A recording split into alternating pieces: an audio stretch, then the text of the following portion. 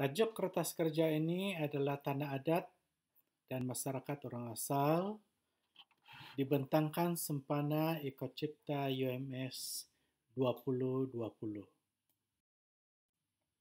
Sebelum itu, kami ingin acknowledge funding daripada Dana Khas Universiti Malaysia Sabah di bawah tajuk Prioritizing Indigenous Policy Reform in Sabah, Malaysia. Ahli-ahli pengkaji dalam kumpulan ini adalah saya sendiri sebagai ketua projek, ahli terdiri daripada Profesor Dr. Jelen Piu Ketingan, Dr. Balwinder, Dr. Jabil dan Puan Marja. Sebagai latar belakang kepada kajian ini, isu pengiktirafan hak orang asal terhadap penggunaan tanah secara tradisional sering dipertikaikan. Dan status tanah adat sering juga dipertikaikan.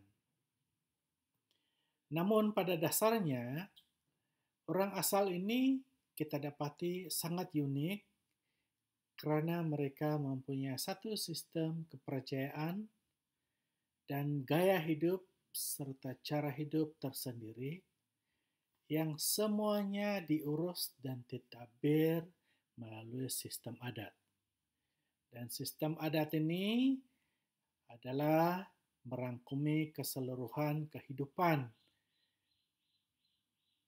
seharian penduduk orang asal yang meliputi adat yang berkaitan dengan pertanian, kehidupan, sogit, danda, perburuan tradisional dan sebagainya. Dan termasuklah adat berkaitan dengan pemilikan tanah. Jadi objektif kajian ini ada dua, iaitu yang pertama, untuk memahami konsep pemilikan tanah adat masyarakat orang asal. Yang kedua adalah untuk menganalisis isu dan konflik antara pemilik tanah adat dan juga sistem pemilikan tanah oleh kerajaan.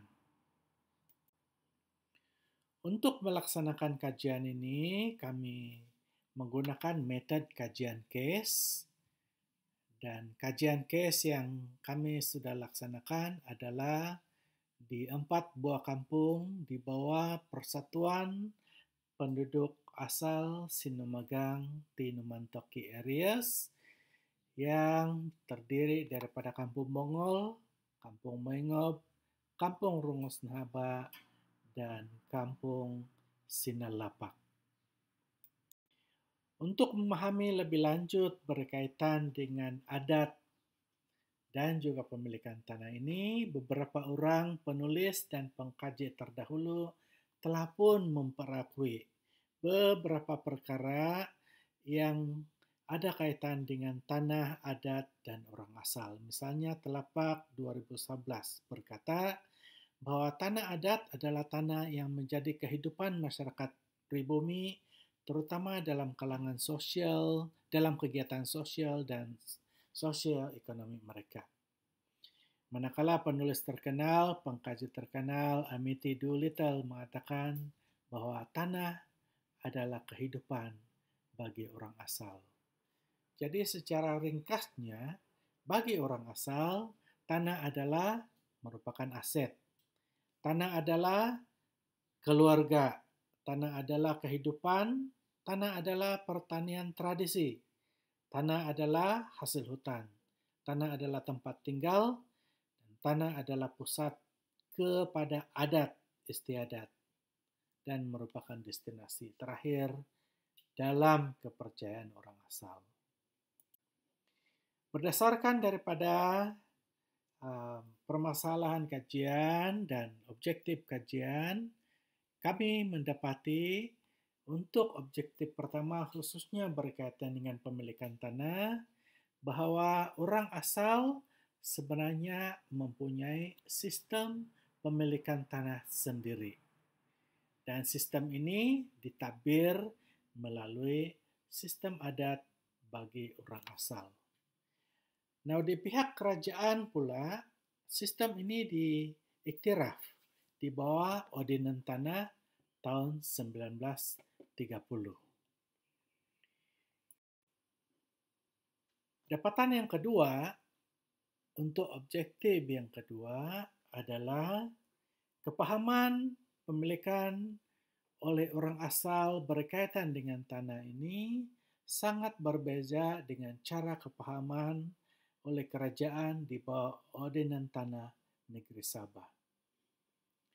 Dan bagi orang asal, apabila mereka berpindah daripada pemilikan secara tradisi kepada pemilikan mengikut Ordinan Tanah, didapati bahawa proses itu sangat lambat. Makan masa bertahun-tahun, bahkan sampai ke generasi berikutnya. Dan didapati juga terdapat pertindihan permohonan tanah apabila permohonan ini sampai ke jabatan berkenaan. Dan bagi orang asal, pemilikan tanah secara tradisi ini apabila diperkenalkan undang-undang kerajaan ini, secara langsung mereka merasakan bahawa hak mereka di bawah adat itu dihapuskan atau ditiadakan oleh undang-undang daripada pemerintah ini. Dan berdasarkan daripada dapatan yang pertama dan dapatan kedua itu, kita dapat simpulkan bahawa terdapat perbezaan antara dua ini. Yang pertama adalah sistem pemilikan tanah menurut orang asal dan sistem pemilikan tanah menurut kerajaan. Nah, kedua-dua ini perlu ada satu titik temu dan oleh itu pemilikan tanah antara kerajaan dan juga pemilikan tanah secara adat perlu ada satu penyelesaian yang kukuh. Dan juga undang-undang adat ini perlulah diperakui kerana undang-undang adat ini telah pun memandu arah kehidupan orang asal dari turun-temurun secara mampan, secara sustainable. Jadi, pengurusan tanah secara moden perlu belajar daripada kearifan tempatan ini. Bagi orang asal, tanah adalah kehidupan. Berarti tidak ada tanah, tidak ada kehidupan bagi orang asal. Dan sebenarnya, orang asal ini boleh hidup hanya dengan tanah. Mereka boleh ambil pelbagai kemudahan daripada tanah ini, seperti makanan harian, mereka boleh bercucuk tanam, dan mereka boleh menjual hasil daripada tanaman melalui tanah ini. So, berarti hak orang asal terhadap tanah ini perlulah diperakui. Dan kita dapati bahawa setiap kali orang asal ini bekerja ke atas tanah, orang asal ini mempunyai adat dan ritual tersendiri. Oleh itu, melalui kertas kerja ringkas ini, kami sebagai penyelidik mempunyai beberapa cadangan. Yang pertama, mesti ada titik temu di antara pemilikan tanah secara adat dan pemilikan tanah melalui ordinan tanah. Jabatan berkaitan haruslah dengan tulus, sincere untuk mengurus dan membantu orang asal, khususnya dari segi pemilikan tanah. Dan antara beberapa perkara yang perlu dititik beratkan adalah sebelum meluluskan satu-satu permohonan, jabatan berkenaan haruslah menyiasat khususnya dari segi salah laku pemilikan tanah, khususnya pertindihan permohonan tanah dan sebagainya. Khususnya permohonan daripada orang luar dan syarikat-syarikat yang besar perlu disiasat terlebih dahulu untuk memastikan bahwa tanah itu betul-betul tidak termasuk dalam pemilikan tanah secara adat. Oleh itu, sebagai kesimpulan daripada kertas kerja ini, ya, kita dapati bahwa orang asal adalah tanah itu sendiri. Mereka menganggap bahwa tanah itu adalah kehidupan. Dan sistem kosmologi budaya masyarakat orang asal dirangkumkan di dalam adat yang ada kaitan langsung dengan tanah. Dan hak-hak orang asal telah memandu arah mereka khususnya melalui adat sejak turun-temurun.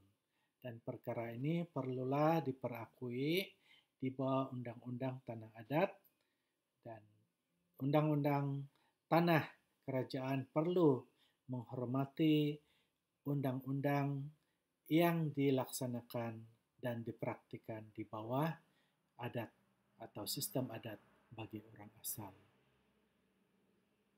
Dan terakhir sekali, kita dapati bahwa orang asal juga ini merupakan sebahagian daripada kerajaan. Dan biarlah orang asal ini menikmati kehidupan dengan tanah yang mereka miliki secara tradisi, secara turun-temurun, secara adat. Sekian pembentangan. Terima kasih.